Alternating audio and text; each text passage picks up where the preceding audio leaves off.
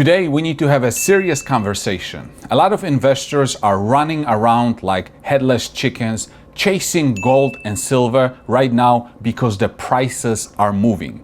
They see the green on their screens, get excited, and hit that buy button. But you know me, and if you follow the smart money, you know Rick Rule. We do not chase, we position ourselves before the crowd arrives. I listened to a recent interview with Rick Rule, and he said something that you absolutely need to hear. He said the easy money in gold and silver is likely in the rear view mirror. So if the easy money is gone, where do we go? Where is the hate trade today? Where is the deep value? According to Rick and according to the math I'm looking at, it is oil and gas. And the next massive explosion is going to be in copper. And believe me, everybody is starting to talk about copper in the mainstream media.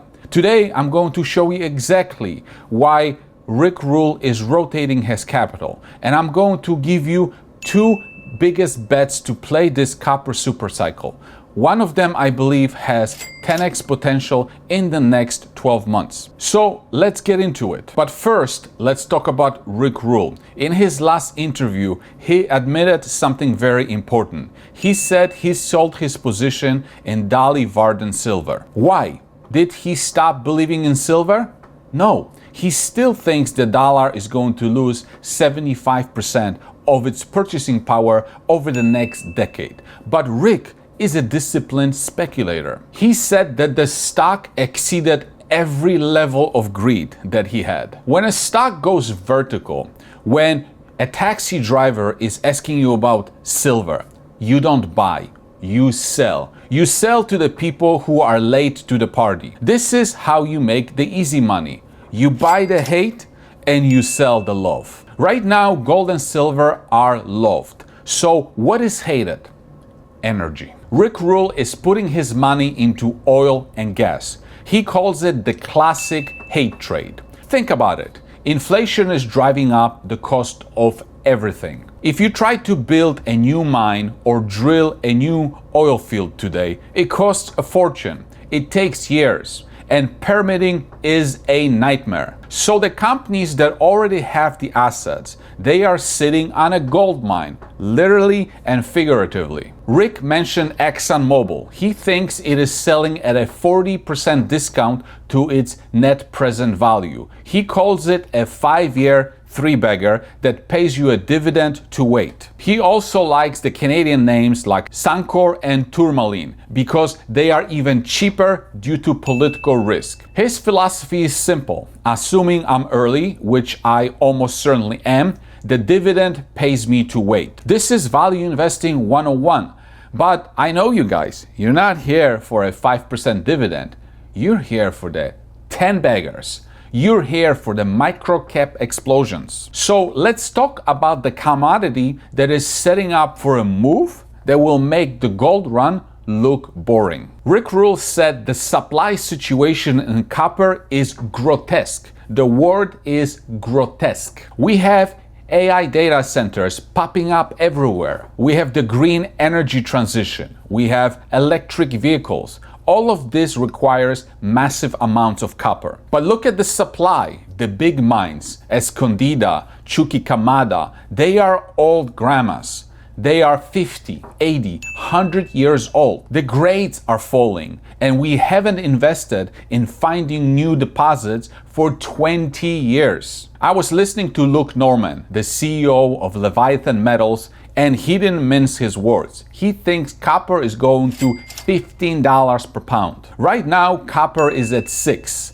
Imagine what happens to the share price of a junior miner if copper goes to $15. It doesn't go up by 2x or 3x. It goes up by 50x. So how am I playing this? I have two specific bets. My first big bet is Oracle Resource Corp, ticker symbol OCO and ORRCF. If you look at the math, this is almost too good to be true. But I have checked it, and it is real. Oracle owns the Santa Tomas copper project in Mexico. They released a PEA that showed a NPV or net present value of $1.5 billion. But that was using $4 copper. Today, copper is at $6. So if you run the numbers at today's prices, the NPV goes up to $4.5 billion. Now, look at Oracle's market cap. It is hovering around $100 million.